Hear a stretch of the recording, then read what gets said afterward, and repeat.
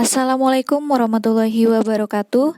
Perkenalkan, nama saya Juwita Lisandri dari Fakultas Hukum Universitas Negeri Bangka Belitung, NIM 40119111100.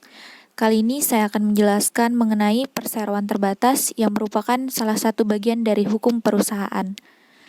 Baiklah, ada beberapa subbab yang akan saya bahas, yaitu yang pertama pengertian perseroan terbatas, yang kedua pengaturan perseroan terbatas, yang ketiga tahapan pendirian perseroan terbatas, yang keempat modal perseroan terbatas, yang kelima organ perseroan terbatas, dan yang terakhir adalah pembubaran dari perseroan terbatas.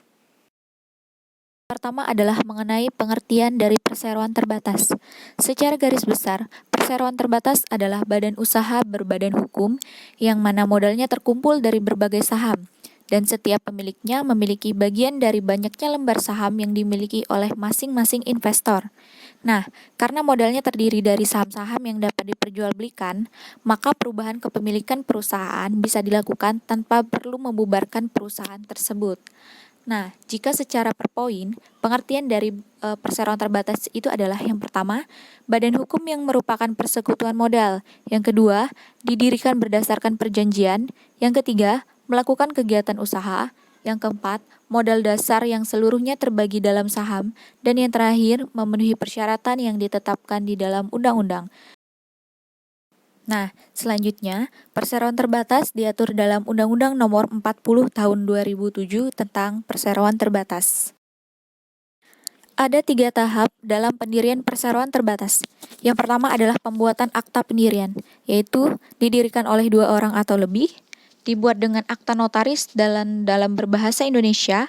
Anggaran dasar memuat pasal 15, yaitu nama dan tempat kedudukan perseroan, maksud dan tujuan serta kegiatan usaha perseroan, jangka waktu perseroan, besarnya jumlah modal dasar, modal ditempatkan, serta modal disetorkan, jumlah saham, klasifikasi saham, hak-hak yang melekat pada saham, dan nilai nominal saham, nama jabatan dan jumlah anggota direksi dan dewan komisaris, penetapan tempat dan tata cara penyelenggaraan rapat umum pemegang saham, tata cara pengangkatan, penggantian, pemberhentian anggota direksi serta dewan komisaris, tata cara penggunaan laba dan pembagian dividen. Nah, selanjutnya, anggaran dasar tidak boleh memuat. Yang pertama, ketentuan tentang penerimaan bunga tetap atas saham, dan yang kedua, ketentuan tentang pemberian manfaat pribadi kepada pendiri atau pihak lain. Selanjutnya, tahapan pendirian perseroan terbatas yang kedua adalah pengesahan ke Menteri Hukum dan HAM, dan tahapan terakhir adalah pendaftaran di Departemen Perindustrian serta Perdagangan di domisili perseroan terbatas tersebut berada, dan nanti akan ada pengumuman di Berita Negara RI. Selanjutnya adalah mengenai modal perseroan terbatas. Nah, ada 3 modal dalam perseroan terbatas. Yang pertama adalah modal dasar, yang kedua adalah modal ditempatkan, dan yang ketiga adalah modal di-store. Modal dasar adalah keseluruhan nilai nominal saham yang ada di dalam perseroan. Nah, modal perseroan terbatas ini terdiri dari modal minimal 50 juta, kecuali kegiatan usaha tertentu yang ditetapkan oleh undang-undang tersendiri. Yang kedua adalah modal ditempatkan, modal yang disanggupi oleh para pendiri untuk disetor ke dalam kas perseroan pada saat perseroan tersebut didirikan. Nah, modal ini paling sedikit 25% dari modal dasar. Jadi, misalnya kalau modal dasarnya 50 juta, berarti modal ditempatkannya itu 25% dari 50 juta tersebut. Nah, yang terakhir adalah modal disetor. Modal disetor adalah modal perseroan yang merupakan sejumlah uang tunai atau bentuk lain yang diserahkan para pendiri ke kas perseroan. Nah, modal ini pun 25%.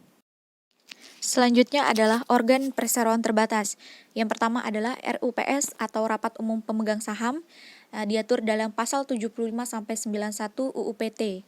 Yang kedua adalah direksi, diatur dalam pasal 92 sampai 107 UU PT, dan yang terakhir adalah komisaris, diatur dalam pasal 108 sampai 121 UU PT. Nah, selanjutnya adalah tentang pembubaran dari perseroan terbatas. Nah, pembubaran dari perseroan terbatas ini diatur dalam pasal 142 UU PT, yaitu yang pertama berdasarkan keputusan RUPS, yang kedua jangka waktu yang telah ditetapkan, yang ketiga berdasarkan penetapan pengadilan, Yang keempat, dicabutnya kepailitan berdasarkan putusan pengadilan niaga yang inraj, harta pailit perseroan tidak cukup untuk membayar biaya pailit. Yang kelima adalah harta pailit perseroan yang telah dinyatakan pailit berada dalam keadaan insolvensi. Dan yang terakhir adalah dicabutnya izin perseroan sehingga mewajibkan perseroan melakukan likuidasi. Baiklah, sekian penjelasan singkat mengenai perseroan terbatas yang merupakan salah satu bagian dari mata kuliah hukum perusahaan. See you, jangan lupa like, comment, dan subscribe.